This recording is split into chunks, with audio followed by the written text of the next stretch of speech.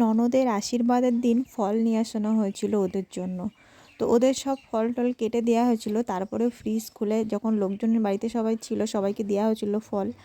আর লোকজন এখন সব আর নেই, সবাই যে যা চলে গেছে।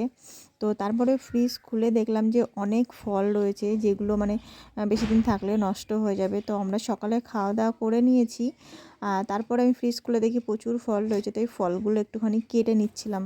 আমি বললাম, মা সবাই মিলে খেয়ে নাও, তা নয়তো নষ্ট হয়ে যাবে, ফলের যা দাম।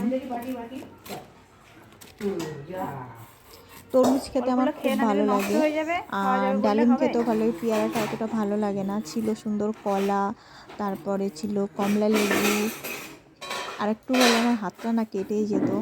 আর তরমুজটা ফ্রিজ থেকে বার করে ঠান্ডা ঠান্ডা খেতে কার কার ভালো লাগে। আমার তো ভীষণ মানে ঠান্ডা ঠান্ডা তরমুজ খেতে ভালো লাগে, সমস্ত ফলই ঠান্ডা খেতে ভালো লাগে। আর হচ্ছে যেহেতু এখন শীতকাল, আর ফ্রিজ থেকে বার করেছি, তরমুজটা খেতে গিয়ে যেন গলায় লাগছে, এতটা ঠান্ডা ছিল। এখন যখন অফ সিজন, মানে সিজনের মতো অতটা মিষ্টি না, কিন্তু খেতে ভালোই লাগছিল।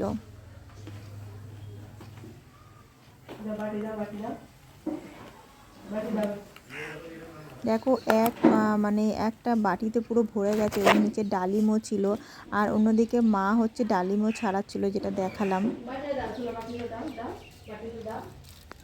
না খেলে নষ্ট হয়ে যাবে, ওই জন্য সব সকালবেলা পেট ভরে ফল খেয়ে নিয়েছিলাম।